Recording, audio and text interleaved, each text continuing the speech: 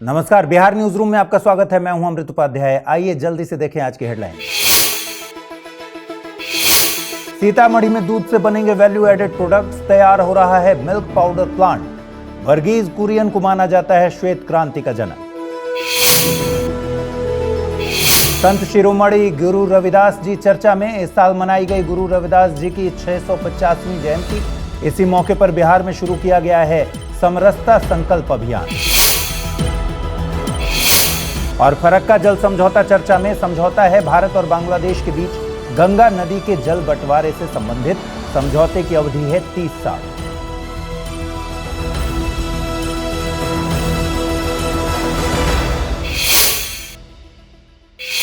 आइए खबरों की शुरुआत करें। दोस्तों, दूध आज के समय में ये केवल एक खाद्य पदार्थ नहीं है, बल्कि ग्रामीण अर्थव्यवस्था और लाखों किसानों की आजीविका का साधन बन चुका है। लेकिन दूध की सबसे बड़ी चुनौती में शामिल है उसका जल्दी खराब हो जाना। इसी समस्या के समाधान और डेयरी क्षेत्र को मजबूत बनाने की दिशा में बिहार सरकार सीतामढ़ी में मिल्क पाउडर प्लांट बना रही है। दरअसल बिहार सरकार की राज्य योजना 2025-26 और 2026-27 के तहत सीतामढ़ी में 30 मीट्रिक टन प्रतिदिन यानी MTPD क्षमता वाला मिल्क पाउडर प्लांट स्थापित किया जा रहा है। इस परियोजना की अनुमानित लागत है लगभग 76.6 करोड़ रुपए और इसका संचालन तिरहुत दुग्ध उत्पादक सहकारी संघ लिमिटेड मुजफ्फरपुर के माध्यम से किया जाएगा। यहां ध्यान रखिए, तिरहुत जैसे दुग्ध संघ कॉम्फेड का ही एक हिस्सा है और कॉम्फेड पूरे बिहार में सुधा ब्रांड के नाम से दूध और दुग्ध उत्पाद बेचता है। अच्छा, क्या आपको यह पता है कि कॉम्फेड की पूरी व्यवस्था एक त्रिस्तरीय सहकारी मॉडल पर चलती है? इसे अमूल मॉडल भी कहते हैं। इस मॉडल में सबसे नीचे गांव स्तर पर दुग्ध उत्पादक सहकारी समिति है। इसके ऊपर जिला या क्षेत्रीय स्तर पर दुग्ध संघ और सबसे ऊपर राज्य स्तर पर कॉम्फेड है, जिसे पूरे बिहार का नेतृत्व करना होता है। दरअसल भारत में दूध उत्पादन बढ़ाने के लिए 1970 में एक बड़ा अभियान शुरू हुआ था, जिसे ऑपरेशन फ्लड कहा गया और इसी अभियान को आप श्वेत क्रांति के नाम से जानते हैं। इस क्रांति का नेतृत्व डॉक्टर वर्गीज कुरियन ने किया, जिन्होंने ही अमूल यानी Gujarat cooperative milk marketing federation की स्थापना की थी और राष्ट्रीय डेयरी विकास बोर्ड का नेतृत्व भी किया। इसीलिए उन्हें भारत में श्वेत क्रांति का जनक कहते हैं। कुल मिलाकर सीतामढ़ी का यह मिल्क पाउडर प्लांट बिहार को वैल्यू एडेड प्रोडक्ट्स के रूप में तैयार करने वाले राज्य की दिशा में ले जाने वाला महत्वपूर्ण कदम माना जा रहा है। दोस्तों, बिहार में इन दिनों संत शिरोमणि गुरु रविदास जी चर्चा में हैं। दरअसल यह वर्ष गुरु रविदास जी की 650वीं जयंती का वर्ष है और इसी मौके पर बिहार में शुरू किया गया है समरसता संकल्प अभियान। माना जाता है कि गुरु रविदास का जन्म लगभग 1376 या 1377 ईस्वी के बीच में काशी यानी कि बनारस में स्थित मांडूरगढ़ गांव में हुआ था। उनकी बहुत प्रसिद्ध उक्ति है, मन चंगा तो कठौती में गंगा। जरूर सुना होगा आपने। अब जरा संत रविदास जी की पूरी विचारधारा को समझते हैं। संत रविदास जी को रैदास के नाम से भी जानते हैं। वे निर्गुण भक्ति धारा की ज्ञानाश्रयी शाखा के प्रमुख संतों में शामिल थे। उन्होंने ईश्वर को निराकार और सर्वव्यापी माना और बाहरी कर्मकांड, आडंबर और पाखंड की जगह मन की शुद्धता, सच्ची भक्ति को महत्व दिया। लेकिन रविदास जी की भक्ति सिर्फ ईश्वर तक पहुंचने की बात नहीं करती थी। उनकी भक्ति के केंद्र में था समानता, प्रेम और मानव गरिमा। उन्होंने जात पात, ऊंच नीच और जन्म के आधार पर होने वाले भेदभाव का विरोध किया। उन्होंने एक ऐसे समाज की कल्पना की जिसे उन्होंने बेगमपुरा कहा। बेगमपुरा यानी ऐसा शहर जहां कोई गम या दुख ना हो। उनके प्रमुख शिष्यों में प्रसिद्ध कृष्ण भक्त कवयित्री संत मीराबाई का नाम विशेष रूप से लिया जाता है। चित्तौड़ की रानी झाली के बारे में भी परंपरा में उल्लेख मिलता है कि उन्होंने गुरु रविदास से दीक्षा ली थी। दोस्तों, मानव तस्करी केवल एक कानूनी अपराध नहीं, बल्कि गरीबी, बेरोजगारी और पलायन से जुड़ी एक गंभीर सामाजिक चुनौती है। इसलिए इसका समाधान केवल पुलिस कार्रवाई तक सीमित नहीं हो सकता। इसी सोच के साथ बिहार सरकार ने नया सवेरा 3.0 अभियान की शुरुआत की है। दरअसल पटना में गुमशुदा बच्चों और मानव तस्करी पर ईस्टर्न जोनल कॉन्फ्रेंस कम कंसल्टेशन आयोजित किया गया और इस सम्मेलन में लापता बच्चों की जल्दी से जल्दी रिकवरी, प्रिवेंशन, रिहैब और अलग अलग राज्यों के बीच बेहतर कोऑर्डिनेशन जैसे मुद्दों पर चर्चा हुई। अब यहाँ एक महत्वपूर्ण बात समझिए, मानव तस्करी का नेटवर्क राज्यों की सीमाओं से बाहर भी होता है। इसलिए बिहार अकेले कार्रवाई करके इस समस्या को पूरी तरह खत्म नहीं कर सकता। यही कारण है कि इंटर स्टेट कोऑर्डिनेशन नया सवेरा 3.0 का एक महत्वपूर्ण हिस्सा है। लेकिन केवल तस्करों को पकड़ लेना भी पर्याप्त नहीं है, क्योंकि नया सवेरा 3.0 का दृष्टिकोण रेस्क्यू से आगे बढ़कर रिहैबिलिटेशन तक जाता है। यानी पीड़ित को मुक्त कराने के बाद उसके कौशल विकास, रोजगार, सोशल रिहैब और सम्मानजनक जीवन की व्यवस्था पर ध्यान दिया जाता है। अब इससे अगला सवाल जुड़ता है कि क्या केवल रेस्क्यू और रिहैबिलिटेशन से मानव तस्करी की समस्या खत्म हो जाएगी? जवाब है नहीं, क्योंकि हमें समस्या के मूल कारणों पर भी काम करना होगा और इसी वजह से स्थानीय स्तर पर रोजगार और कौशल विकास के अवसर बढ़ाने होंगे, सुरक्षित आजीविका उपलब्ध कराने होंगे और पलायन के जोखिम को कम करने पर जोर दिया जा रहा है। इस तरह अगर पूरी पहल को एक लाइन में आप समझेंगे तो नया सवेरा 3.0 का उद्देश्य केवल तस्करी से पीड़ित व्यक्ति को बचाना नहीं है, बल्कि तस्करी की संभावना को कम करना, पीड़ित का पुनर्वास करना और उसे दोबारा सम्मान के साथ समाज की मुख्य धारा से जोड़ना है। इधर बिहार सरकार के पथ निर्माण विभाग और राष्ट्रीय कृषि और ग्रामीण विकास बैंक यानी नाबार्ड के बीच हाल ही में एक समझौता ज्ञापन हुआ। इसके तहत राज्य में रोड एंड ब्रिज इंफ्रास्ट्रक्चर के डेवलपमेंट के लिए 21,000 करोड़ रुपए का लॉन्ग टर्म क्रेडिट उपलब्ध कराया जाएगा। इस पूरी राशि को 2 हिस्सों में बांटा गया है। इसमें से 15,000 करोड़ रुपए Bihar state road development corporation limited को दिए जाएंगे, जो राज्य की बड़ी सड़कों के निर्माण की जिम्मेदारी संभालता है, जबकि बाकी बचे 6,000 करोड़ रुपए बिहार राज्य पुल निर्माण निगम लिमिटेड को मिलेंगे। अब ये समझते हैं कि आखिर नाबार्ड क्या है और ये राज्यों को इतना बड़ा कर्ज देता क्यों है। दरअसल नाबार्ड भारत का टॉप डेवलपमेंट बैंक है, जिसे खास तौर पर कृषि और ग्रामीण क्षेत्र के विकास के लिए वित्तीय सहायता के लिए बनाया गया। 30 मार्च 1979 को योजना आयोग के पूर्व सदस्य श्री बी शिवरामन की अध्यक्षता में एक समिति का गठन किया गया। समिति की सिफारिशों के आधार पर संसद ने 1981 के अधिनियम 61 के माध्यम से नाबार्ड के गठन को मंजूरी दी। इसे नाबार्ड एक्ट 1981 के तहत 12 जुलाई 1982 को स्थापित किया गया और मुख्यालय बना मुंबई में। इसे 5 नवंबर 1982 को तत्कालीन प्रधानमंत्री श्रीमती इंदिरा गांधी द्वारा राष्ट्र की सेवा के लिए समर्पित किया गया। शुरुआत में नाबार्ड किसानों और ग्रामीण बैंकों को कृषि ऋण उपलब्ध कराता था, लेकिन अब यह ग्रामीण सड़कों, पुलों, सिंचाई, बिजली जैसी बुनियादी ढांचा जैसी परियोजनाओं के लिए राज्य सरकारों को लंबे समय के लिए कर्ज भी देता है।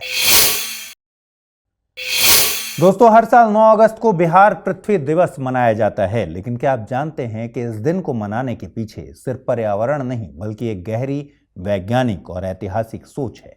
दरअसल 1969 में अमेरिकी सीनेटर गेलॉर्ड नेल्सन ने पर्यावरण शिक्षा के लिए टीच इन का विचार दिया। इसके परिणाम स्वरूप 22 अप्रैल 1970 को पहला पृथ्वी दिवस आयोजित हुआ। आगे चलकर संयुक्त राष्ट्र ने 2009 में 22 अप्रैल को आधिकारिक तौर पर इंटरनेशनल मदर अर्थ डे घोषित किया। हालांकि बिहार पृथ्वी दिवस इस अंतर्राष्ट्रीय अर्थ डे से अलग बिहार की अपनी स्वतंत्र राज्य स्तरीय पहल है।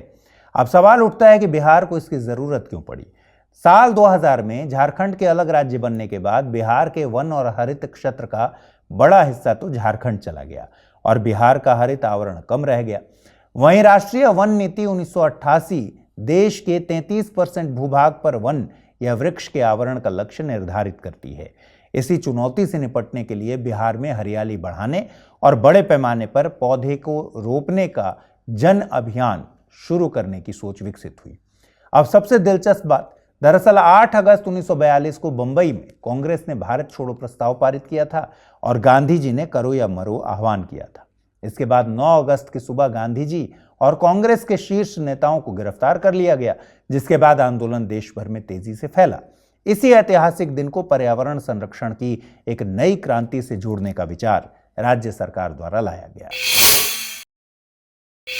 दोस्तों, बिहार की शिक्षा व्यवस्था को लेकर अक्सर सवाल उठते रहे हैं। स्कूलों में पढ़ाई की गुणवत्ता कैसी है, परीक्षा कितनी पारदर्शी है, सरकारी योजनाओं का लाभ सही लोगों तक पहुंच रहा है या फिर नहीं, और अगर किसी छात्र, शिक्षक या अभिभावक को शिकायत हो तो उसकी सुनवाई कहां होगी। अब बिहार सरकार ने इन सवालों से जुड़े 4 अलग अलग मोर्चों पर एक साथ काम करने की दिशा में कदम बढ़ाया है। पहला बड़ा कदम है गुणवत्तापूर्ण शिक्षा समिति। इसका फोकस सिर्फ स्कूल खोलने या बच्चों की संख्या बढ़ाने पर नहीं, बल्कि ये देखने पर होगा कि बच्चों को वास्तव में कैसी और कितनी गुणवत्तापूर्ण शिक्षा मिल रही है। दूसरा बड़ा बदलाव परीक्षा व्यवस्था से जुड़ा है। सरकार की ओर से परीक्षा सुधार समिति और AI आधारित मूल्यांकन की दिशा में काम किया जा रहा है। इसका उद्देश्य मूल्यांकन प्रक्रिया को ज्यादा पारदर्शी, व्यवस्थित और तकनीक आधारित बनाना है। यानी आने वाले समय में तकनीक का इस्तेमाल सिर्फ पढ़ाई में नहीं बल्कि कॉपी जांचने और परीक्षा व्यवस्था को बेहतर बनाने में भी किया जा सकता है। तीसरा महत्वपूर्ण कदम है सहयोग शिविर। अब सवाल उठता है कि सरकार की योजनाएं और सुविधाएं कागज पर बन जाने के बाद उनका फायदा जमीन पर कैसे पहुंचेगा। यही सहयोग शिविर जैसे प्रयास महत्वपूर्ण हो जाते हैं, क्योंकि इनका उद्देश्य विद्यार्थियों, अभिभावकों और स्कूलों से जुड़ी समस्याओं को मौके पर समझना और समाधान की प्रक्रिया को आसान बनाना है। और चौथा कदम है शिकायत पोर्टल, क्योंकि किसी भी व्यवस्था को बेहतर बनाने के लिए सिर्फ नियम बनाना काफी नहीं होता। लोगों की शिकायतें सुनना, उन पर कार्रवाई करना जरूरी है। इसलिए ऑनलाइन शिकायत व्यवस्था के जरिए शिक्षा विभाग से जुड़ी समस्याओं को दर्ज करने और उनके समाधान की निगरानी को ज्यादा व्यवस्थित बनाने की कोशिश की जा रही है। दोस्तों, बिहार में बाढ़ कोई नई समस्या नहीं है। हर साल मानसून आते ही नदियों के बढ़ते जलस्तर को लेकर चिंता बढ़ जाती है। लेकिन अब बाढ़ के खतरे का सटीक आकलन करने के लिए एक नया सिस्टम तैयार किया जा रहा है। पहले समझिए यह वैज्ञानिक रूप से काम कैसे करता है। भारत में बाढ़ पूर्वानुमान की मूल जिम्मेदारी केंद्रीय जल आयोग की होती है, जो देश की प्रमुख नदियों पर बने निगरानी केंद्रों से जलस्तर और प्रवाह का लगातार अवलोकन करता है। अब तक यह पूर्वानुमान मुख्यतः जलस्तर देखो अलर्ट जारी करो वाले सरल मॉडल पर आधारित रहा है। नया सिस्टम इसे एक कदम आगे ले जाता है। यह हाइड्रोलॉजिकल मॉडलिंग के सिद्धांत पर काम करेगा, जिसमें सिर्फ मौजूदा जलस्तर नहीं बल्कि वर्षा का ऐतिहासिक रिकॉर्ड, जलवायु परिवर्तन के रुझान और वास्तविक समय के मौसम आंकड़े जैसे वेरिएबल्स को एक साथ जोड़कर अनुमान लगाया जाता है कि पानी बढ़ने के बाद किस इलाके में असर सबसे ज्यादा होगा। इसी दिशा में हाल ही में बिहार राज्य आपदा प्रबंधन प्राधिकरण यानी BSDA में बिहार मौसम सेवा केंद्र और भारतीय मौसम विभाग यानी IMD के अधिकारियों की एक अहम बैठक हुई और इसका मकसद था पूर्व चेतावनी प्रणाली को तकनीकी रूप से और बेहतर बनाना, ताकि नागरिकों तक सटीक और समयबद्ध सूचना पहुंचाकर जान माल का नुकसान कम से कम किया जा सके। अब इसका व्यावहारिक फायदा समझिए। अगर किसी इलाके में लगातार भारी बारिश हो रही है और नदी का जलस्तर भी तेजी से बढ़ रहा है, तो ये मॉडल पहले ही बता सकेगा कि कौन से इलाके ज्यादा प्रभावित होंगे, जिससे राहत बचाव की तैयारी के लिए ज्यादा समय मिलेगा। बिहार में गंगा, कोसी, गंडक, बागमती, कमला, महानंदा जैसी कई नदियां हैं, इसलिए हर इलाके में बाढ़ का खतरा एक जैसा नहीं होता। यही वजह है कि अकेले जलस्तर देखना काफी नहीं है, बल्कि मल्टी डायमेंशनल डेटा को जोड़कर ही पूरी तस्वीर को समझा जा सकता है। दोस्तों, क्या आप जानते हैं अगस्त रिवॉल्यूशन के समय, अगस्त क्रांति के समय बिहार में क्या हो रहा था? बात 8 अगस्त 1942 की है, जब मुंबई में भारतीय राष्ट्रीय कांग्रेस ने भारत छोड़ो प्रस्ताव पास किया। आपको जानकारी के लिए बता दें कि डॉक्टर यूसुफ मेहर अली ने भारत छोड़ो का नारा, तो महात्मा गांधी ने करो या मरो का संदेश दिया। लेकिन 9 अगस्त को गांधी समेत कांग्रेस के नेताओं को गिरफ्तार कर लिया गया। अब आंदोलन की कमान विद्यार्थियों, युवाओं और स्थानीय नेताओं के हाथों में आ गई और बिहार इस आंदोलन का एक बड़ा केंद्र बन गया। जैसे पटना, गया, भागलपुर, मुजफ्फरपुर, सारण, चंपारण, शाहाबाद। अब 11 अगस्त 1942 को छात्रों ने फैसला लिया कि वे पटना में सचिवालय भवन पर तिरंगा फहराएंगे। इसके बाद पुलिस ने गोली चला दी, जिसे पटना सचिवालय गोलीकांड के नाम से जाना जाता है। इसमें 7 छात्र शहीद हो गए। इनमें थे उमाकांत प्रसाद सिन्हा, रामानंद सिंह, सतीश प्रसाद झा, जगपति कुमार, देवीपत चौधरी, राजेंद्र सिंह और राम गोविंद सिंह। जब अंग्रेजों ने नेताओं को गिरफ्तार करना शुरू किया तो आंदोलन का एक हिस्सा भूमिगत तरीके से चलने लगा। इसमें जयप्रकाश नारायण और राम मनोहर लोहिया की भूमिका बहुत महत्वपूर्ण रही। आगे जयप्रकाश नारायण नवंबर 1942 में हजारीबाग केंद्रीय जेल से अपने साथियों के साथ फरार हो गए और डॉक्टर राजेंद्र प्रसाद 1942 में गिरफ्तार होकर जेल गए। अब आंदोलन का असर सिर्फ पटना या बड़े शहरों तक नहीं रहा, बल्कि इसकी पहुंच गांवों में भी होने लगी। इसका मकसद था अंग्रेजी प्रशासन और संचार व्यवस्था को कमजोर करना। वहीं श्री कृष्ण सिंह यानी श्री बाबू कांग्रेस तथा समाजवादी विचारधारा से जुड़े।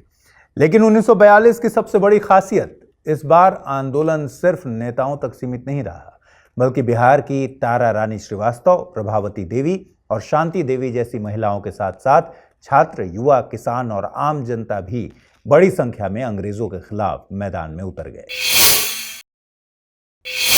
बिहार से जुड़ा एक ऐसा मुद्दा है जिसका असर हर साल लाखों लोगों की जिंदगी पर पड़ता है और यह मुद्दा है फरक्का जल समझौते का।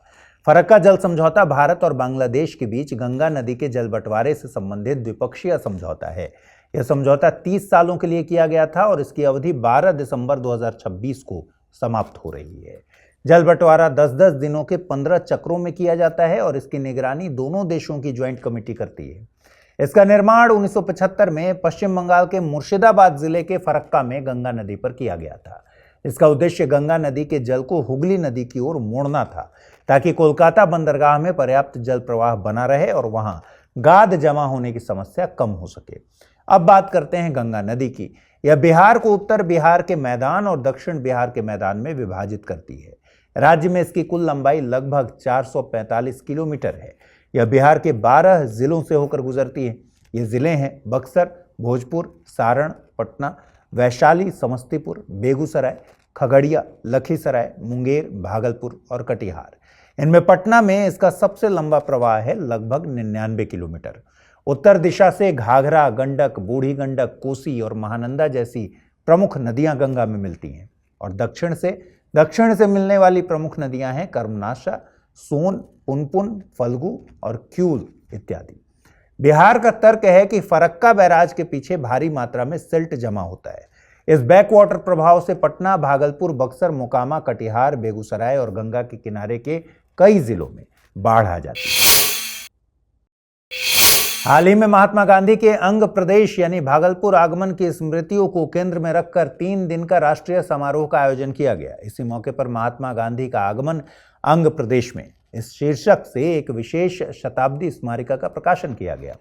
लेकिन गांधी जी और अंग प्रदेश का यह रिश्ता आज का नहीं बल्कि करीब 1 सदी पुराना है और इसकी कहानी हमें सीधे 15 अक्टूबर 1917 तक ले जाती है, जब चंपारण सत्याग्रह की सफलता के बाद गांधी जी पहली बार भागलपुर पहुंचे थे। उनके साथ कांग्रेस के बड़े नेता शौकत अली भी थे और गांधी जी ने कटहलबाड़ी में आयोजित बिहार छात्र संघ के सम्मेलन की अध्यक्षता की थी, जहां डॉक्टर राजेंद्र प्रसाद भी मौजूद थे। इस सम्मेलन में गांधी जी ने अपना पूरा भाषण हिंदी में दिया और कहा कि हिंदी आम जनता की भाषा है। इसके करीब 3 साल बाद 12 दिसंबर 1920 को गांधी जी दूसरी बार भागलपुर पहुंचे, जहां स्वतंत्रता सेनानी दीप नारायण सिंह यानी दीप बाबू ने उनका स्वागत किया। लेकिन गांधी जी और भागलपुर के रिश्ते का सबसे बड़ा सामाजिक अध्याय सामने आया 1 और 2 अक्टूबर 1925 को, जब गांधी जी तीसरी बार भागलपुर में रहे और कमलेश्वरी सहाय के आग्रह पर शिव भवन में उनका 56वां जन्मदिन मनाया गया। इसी दौरान गांधी जी के संदेश से प्रभावित होकर भागलपुर की महिलाओं ने पर्दा प्रथा छोड़ने का संकल्प लिया, चरखा चलाने का संकल्प लिया और विदेशी कपड़ों की होली भी जलाई।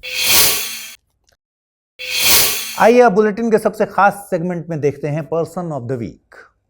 दोस्तों जरा सोचिए, एक ऐसा इंसान जिसने कविता लिखी तो दुनिया ने उसे नोबेल पुरस्कार दिया, गीत लिखा तो वो एक देश की पहचान बन गया और जब राष्ट्रगान लिखा तो उसकी आवाज करोड़ों लोगों की आवाज बन गई।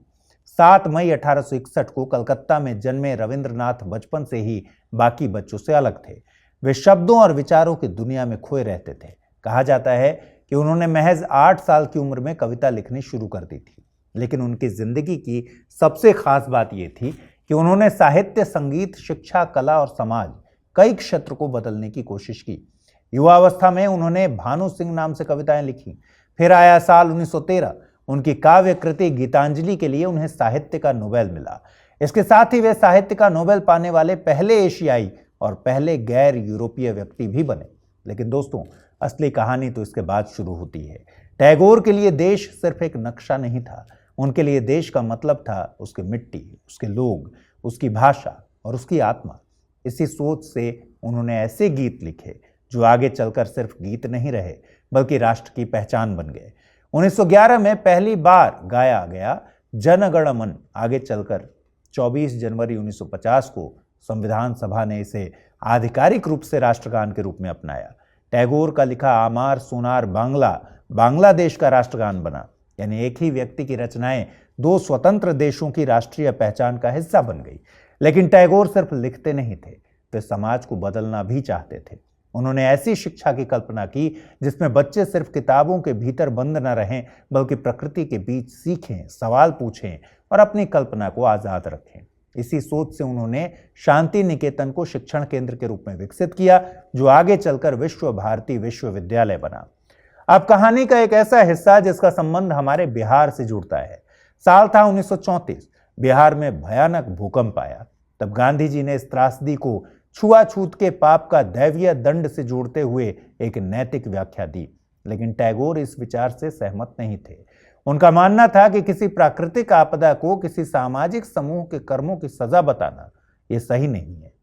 यानी जिस व्यक्ति को हम अक्सर सिर्फ कविता और संगीत के लिए याद करते हैं, वो जरूरत पड़ने पर महात्मा गांधी जैसे बड़े नेता से वैचारिक असहमति जताने से भी पीछे नहीं हटते थे। और यही टैगोर की सबसे बड़ी खूबी थी।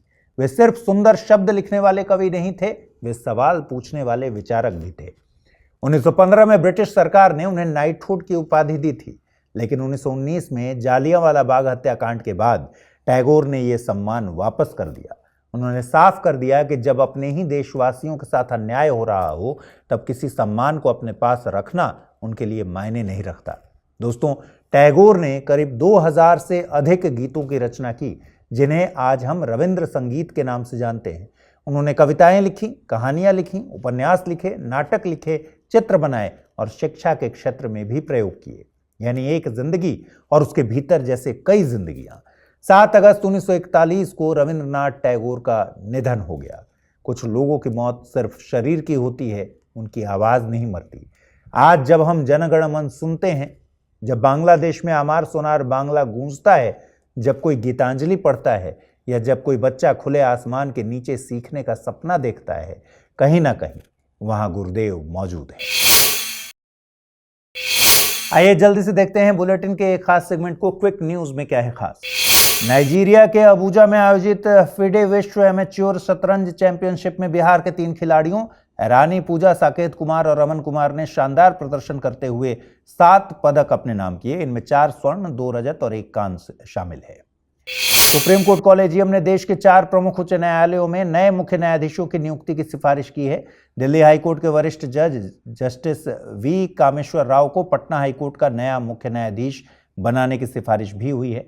जस्टिस राव को 2013 में दिल्ली हाईकोर्ट में अतिरिक्त जज नियुक्त किया गया था और 2015 में वे स्थायी जज बने। वे कर्नाटक हाईकोर्ट में भी अपनी सेवाएं दे चुके हैं। नालंदा विश्वविद्यालय में नालंदा शोध बिहार का उद्घाटन चांसलर प्रोफेसर अरविंद पनगड़िया द्वारा किया गया। इसके तहत विश्वविद्यालय के सभी 6 शोध केंद्रों को एक मंच पर लाया गया है।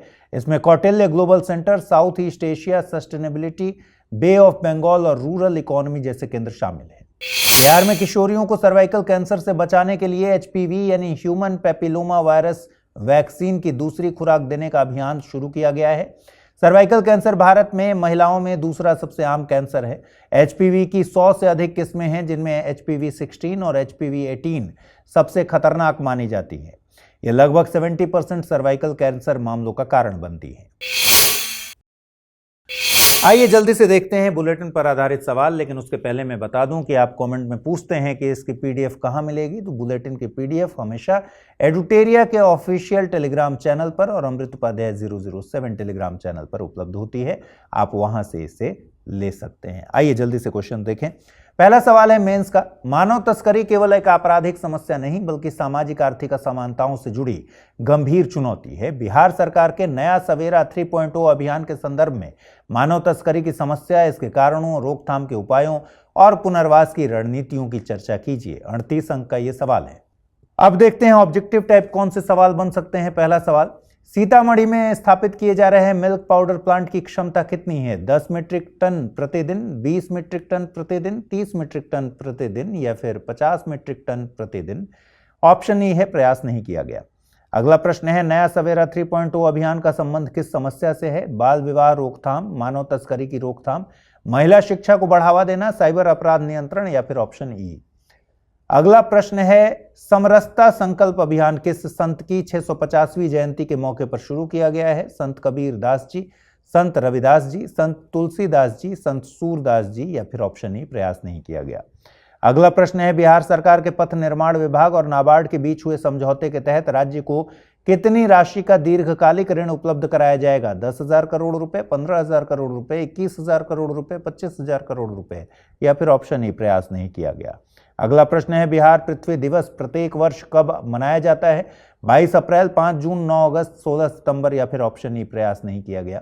अगला प्रश्न है, बिहार की शिक्षा व्यवस्था में सुधार के लिए सरकार द्वारा किस तकनीक आधारित मूल्यांकन व्यवस्था पर जोर दिया जा रहा है? मैनुअल मूल्यांकन प्रणाली, एआई आधारित मूल्यांकन प्रणाली, केवल मौखिक परीक्षा प्रणाली, विदेशी मूल्यांकन प्रणाली, या फिर ऑप्शन ए, प्रयास नहीं किया गया।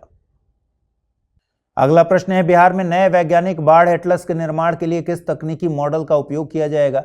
भूकंपीय मॉडलिंग, हाइड्रोलॉजिकल मॉडलिंग, जैविक मॉडलिंग, आर्थिक मॉडलिंग, या फिर ऑप्शन ए, प्रयास नहीं किया गया। अगला प्रश्न, 1942 के भारत छोड़ो आंदोलन के दौरान पटना सचिवालय गोलीकांड कब हुआ था?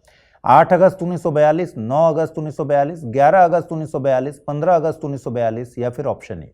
अगला प्रश्न, फरक्का जल समझौता किन दो देशों के बीच गंगा नदी के जल बंटवारे से संबंधित है? भारत और नेपाल, भारत और भूटान, भारत और बांग्लादेश, भारत और चीन, या फिर ऑप्शन ई। और अंतिम प्रश्न, महात्मा गांधी पहली बार भागलपुर कब पहुंचे थे? 1917, 1920, 1925, 1942, या फिर ऑप्शन ई। तो फिलहाल इस बुलेटिन में इतना ही। ख्याल रखिए अपना, ठीक से पढ़ाई कीजिए। पिछले हफ्ते जो सवाल मैंने पूछे थे उनके जवाब आपको स्क्रीन पर दिखेंगे, और इस हफ्ते जो सवाल मैंने आपसे पूछे हैं उनके जवाब कमेंट सेक्शन में ज़रूर दीजिएगा। साथ ही ये भी बताइएगा कि यह कार्यक्रम कैसा आपको लगा, लेकिन लाइक करना मत भूलिएगा। नमस्कार।